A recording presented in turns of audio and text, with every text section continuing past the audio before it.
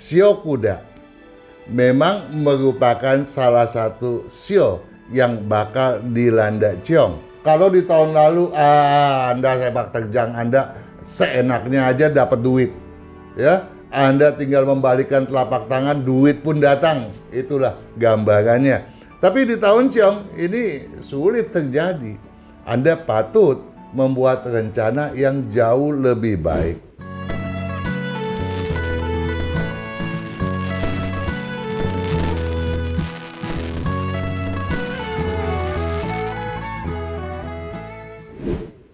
Para juragan, sahabat Sonora dimanapun Anda berada, tentu saja saya berharap Anda semua sekarang ini sedang merayakan kebahagiaan Anda.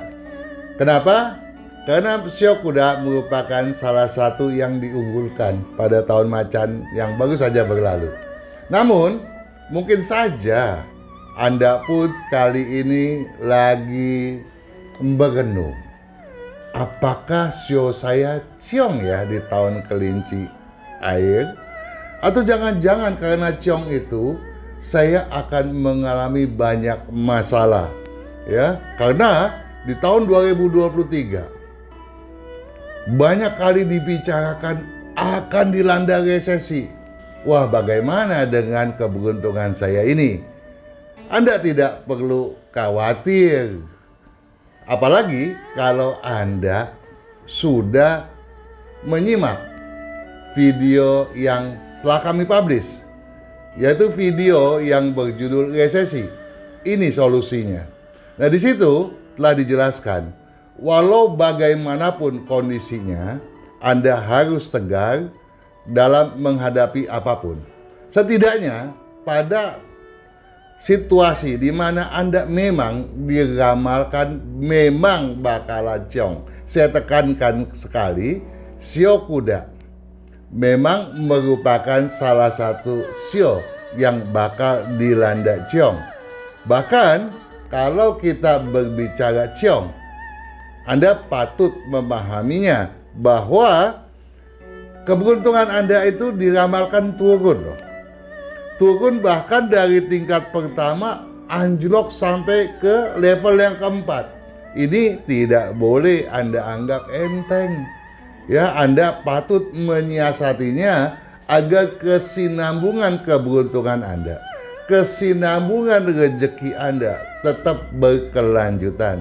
Nah, untuk itu saya mau mengajak Anda semua yang bershio kuda, apalagi kalau Anda memiliki buku Tahun Kelinci Air Imlek 2574 ini, untuk membuka halaman 91. Di sana ada kiat sukses. Bagi Anda yang belum memiliki bukunya, saya akan membacakannya untuk Anda. Tolong diseksamai benar. Mendadak khawatir, pertanda prinsip tergadaikan. Nah, tadi kita di awal udah bilang, jangan-jangan Anda sedang khawatir. Kalau Anda khawatir, itu berarti prinsip Anda sedang tergadaikan. Sedang Anda, entah Anda simpan di mana itu. Jadi Anda harus kembalikan prinsip itu dan jadikan kembali prinsip Anda sebagai pedoman dasar Anda. Ya, karena jangan sampai keyakinan Anda itu menjadi semu. Sebagaimana kata kunci tahun kelinci, keyakinan semu syarat emosi dan wasangka. Kalau Anda sudah yakinnya semu, emosi bisa meledak, ya. Banyak kecurigaan bahkan, ya. Nah, oleh sebab itu, kukuhkan rencana, jangan terasalkan. Jadi Anda patut membuat rencana. Kalau di tahun lalu Anda sepak terjang Anda seenaknya aja dapat duit, ya. Anda tinggal membalikan telapak tangan, duit pun datang. Itulah gambarannya. Tapi di tahun ciong ini sulit terjadi. Anda patut membuat rencana yang jauh lebih baik, ya. Dan oleh karenanya janganlah Anda memaksakan manuver aksi, ya, dengan menggadaikan prinsip Anda tersebut tadi, gitu ya. Nah, memanuverkan emosi, ya, memanuverkan aksi itu adalah bagian daripada emosi. temperamental yang bisa-bisa mencuat tanpa Anda sadari. Ya, saya lanjutkan. Karenanya kukuhkan rencana. Jangan terasalkan. Ya, disiplinkan rencana Anda dengan ketersediaan sumber daya. Jadi yang dimaksudkan dengan rencana di sini adalah harus sesuai dengan sumber daya yang Anda miliki. Jangan Anda kemudian mentang-mentang, oh di tahun lalu gua nggak punya kemampuan aja, gua sikat juga jadi itu proyek. Sekarang jangan Anda kena batunya di tahun ini kalau Anda beranggapan hal itu bisa terjadi kembali, ya. Jadi sumber daya Anda hendaklah dijadikan pedoman dasarnya. Stabilkan agresivitas, situasi tak sukar diandalkan, ya. Jadi kalau agresivitas Anda stabilkan, Anda tidak gampang-gampang emosi, temperamen, ya, tidak gampang marah, maka situasi yang Anda akan hadapi dapat Anda kelola dengan sebaik mungkin, ya. Nah, untuk itu harapan Anda, asa Anda jangan dipaksakan. Jadi sebaiknya Anda berorientasi, ya, untuk melayani langganan terlebih dahulu. Utamakan langganan Anda, ya. Jadi Anda mungkin, ya, kalau lagi senggang-senggang teleponlah langganan Anda, ya. Jangan Anda putus komunikasi. Nah, yang lain daripada itu mungkin Anda bisa menomorduakannya. Hindari hilang haluan. Ya. Jadi haluan Anda harus kokoh, prinsip Anda harus kokoh agar kerancuan tersirnakan. Ya.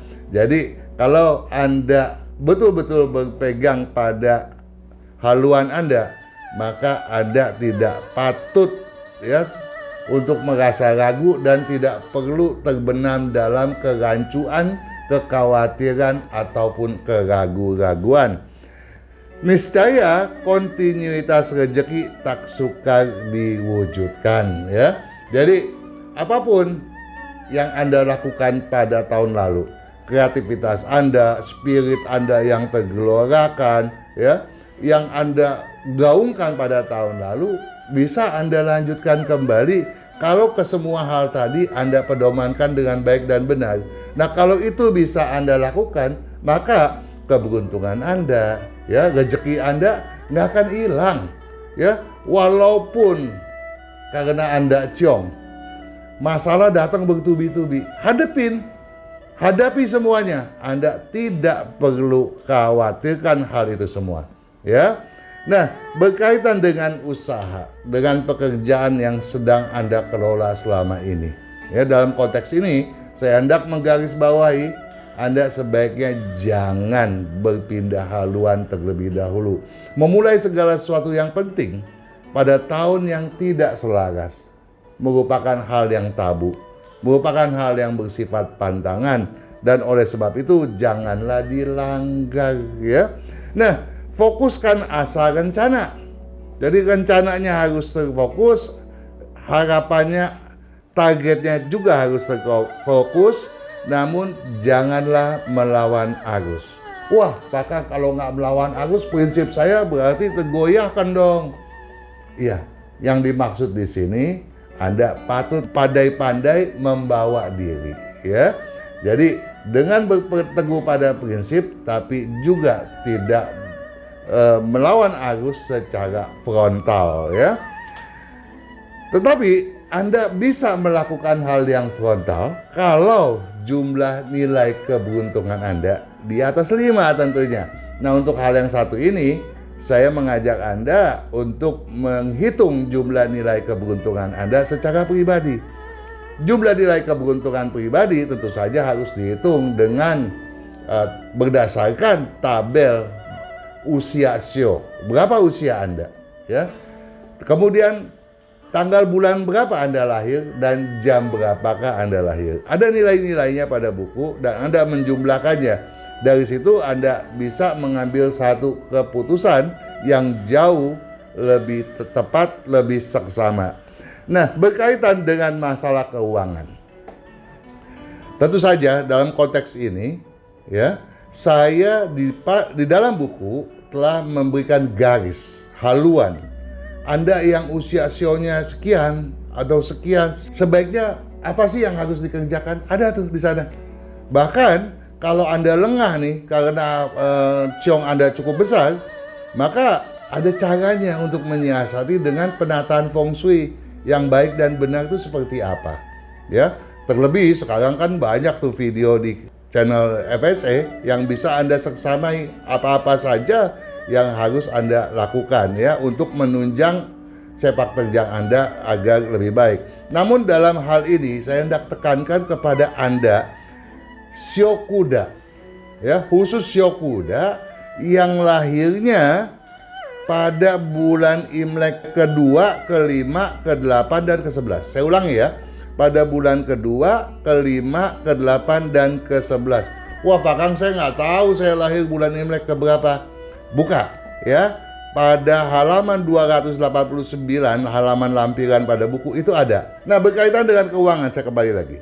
Untuk Anda yang lahir pada bulan Imlek kedua, 5, 8, dan 11, batasi piutang. Hindari perspekulasian.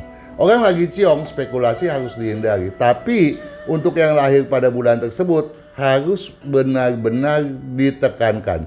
Jangan dilanggar sama sekali, ya. Nah, kemudian berkaitan dengan kesehatan, harus menghindari resiko tinggi. Jadi kalau jangankan Anda bekerja di bidang yang berbahaya, Anda berolahraga ketangkasan yang bersifat ekstrim pun sebaiknya dihindari. Jangan memaksa diri ya. Kemudian juga bahaya api ya, tolong diwaspadai benar. Nah, berkaitan dengan bidang-bidang bisnis apa sajakah ya yang termasuk dalam berunsur logam, berunsur air, berunsur kayu, api ataupun tanah ya. Anda bisa melihat tabelnya pada halaman 251 sampai dengan 281.